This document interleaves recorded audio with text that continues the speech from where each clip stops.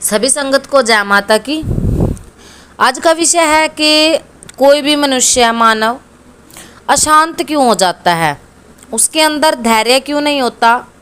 जो पूजा पाठ करता है, जो सिद्धि साधनाएं करता है, इसी विषय पे आज बात करेंगे। क्योंकि बहुत सारे लोग ऐसे हैं जिनको यही नहीं पता कि हमें करना क्या है, जो अशांत बने रहते हैं, जिनके अशांति रहती है। यानी कि किसी भी इष्ट की वो सेवा पूजा कर रहे होते हैं, उन्होंने साधनाएं करी होती हैं, सिद्धि करी, तो फिर भी उनका मन अशांत बना रहता है, एग्रेसिव हो जाता है इंसान। यानी कि उसको यही नहीं पता होता कि हम कौन से देवी देवता को पूज रहे हैं, कौन से को नहीं पूज रहे, और किसकी हमें सेवा करनी चाहिए, क्यों किसकी नहीं। जो साधना के मार्ग पे चलता है, देखो सबसे बड़ी बात, जो साधना के मार्ग पे चलता है उसको हमेशा ही कठिनाइयों का सामना करना पड़ता है।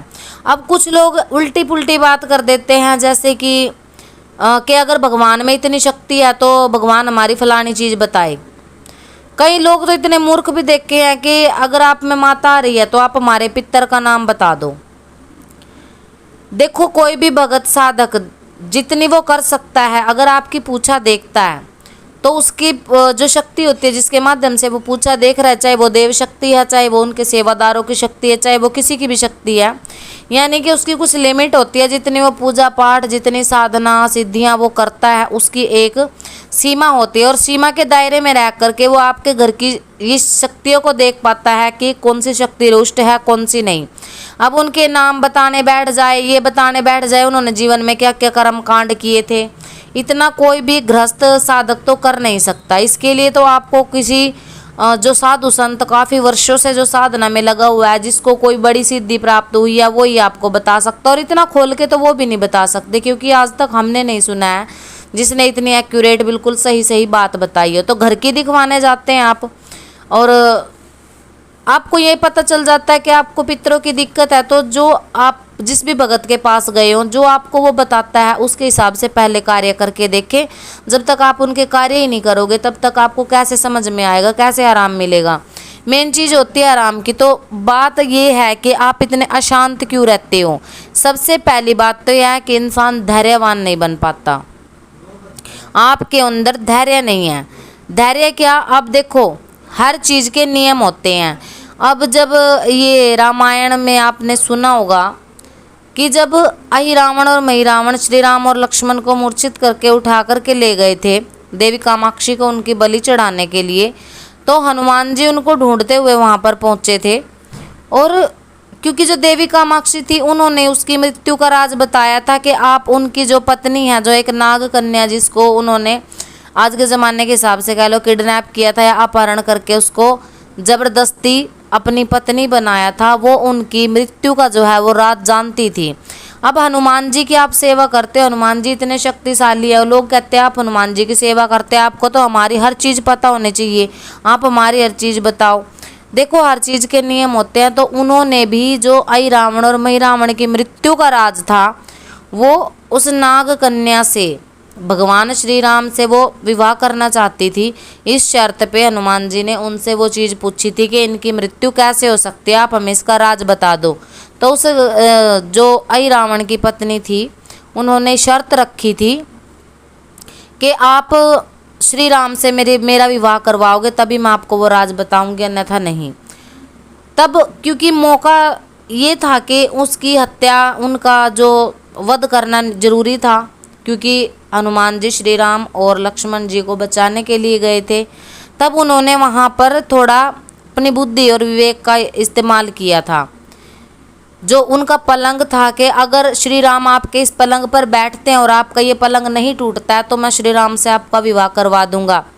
वैसे तो इस जन्म में श्री राम की पत्नी माता सीता हैं, परंतु उस नाग कन्या को ये लगा कि जब अहिरावण और महिरावण जैसे राक्षसों के बैठने से मेरा पलंग नहीं टूटता है, तो श्री राम के बैठने से क्या पलंग टूटेगा। तो वो इस बात पे राजी हो गई और उन्होंने उनकी मृत्यु का राज बता दिया। जो हनुमान जी पंचमुखी रूप धारण किया था उन्होंने, कि 5 दियों में एक साथ फूंक मारने से जो उन्होंने अलग अलग दिशाओं में लगा रखे थे, वो उनकी मृत्यु निश्चित हो सकती थी। तो उन्होंने भी टेक्निक का इस्तेमाल किया, वो राज उन्होंने भी कहीं ना कहीं से निकलवाया। ये चीज़ें होती हैं साधना में। कुछ लोग मूर्खता भरी बातें करते हैं कि अगर आपके अंदर शक्ति आ रही है तो आप ये चीज़ बता दो, और अगर उनके अकॉर्डिंग उनको पूछा नहीं मिल पाती है तो वो एग्रेसिव हो जाते हैं, वो अशांत हो जाते हैं। उनको लगता है कि दुनिया में कोई भगत पूछा नहीं दे सकता, शक्तियाँ नहीं होती, भगवान नहीं होते, तो वो इस चीज़ पे उंगली उठाने लग जाते हैं। हर चीज़ एक लिमिटेड होती है, साधना भी लिमिटेड होती है, सिद्धियाँ भी लिमिटेड होती है। जितना आप उनको करते चले जाते हो आपकी वो चीज़ बढ़ती चली जाती है।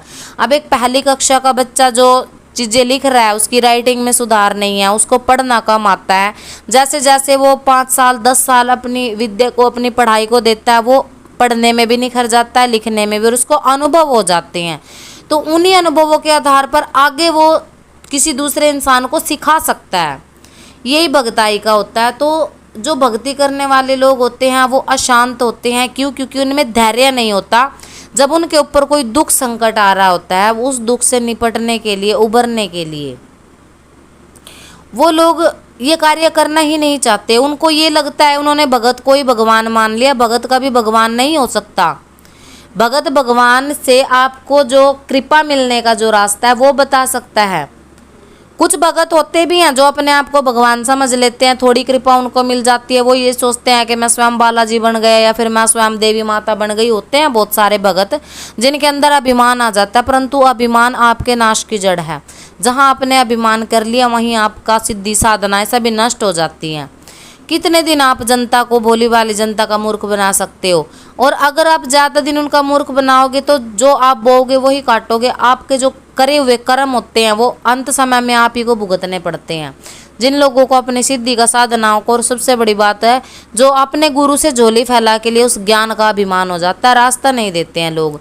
और जब कुछ जनता ऐसी होती है, कुछ संगत ऐसी होती है, जब उनको ये चीज़ें, उनका मन शांत नहीं होता, उनको ज्ञान नहीं दिया जाता, कहीं ना कहीं उनको संतुष्टि नहीं मिल पाती, तो वो लोग अशांत हो जाते हैं। ये छोटे छोटे से कारण होते हैं आपकी अशांति के, आपका धैर्यशील ना होना। साधना सिद्धि अगर करते हो तो धैर्यवान होकर के करें। तो जो लोग साधनाओं में, भगवान से अपने कार्य करवाने में, शक्ति प्राप्ति में, आगे अध्यात्म में बढ़ना चाहते हैं तो सबसे पहले आपका एक कार्य रहता है कि आपको धैर्यशील बनना पड़ेगा। धैर्यवान रह करके कार्य करें तो इसमें आपको सफलता भी जरूर मिलती है। तो ये जानकारी थी कि इंसान इतना एग्रेसिव क्यों हो जाता है, आपको इतनी अशांति क्यों लगने लग जाती है, पूजा पाठ करने के बाद भी आपके कार्य नहीं बनते, तो ये कारण रहता है। आशा करते हैं आपको जानकारी पसंद आई होगी। मिलते हैं फिर किसी नई जानकारी के साथ, तब तक के लिए सभी संगत को जय माता की।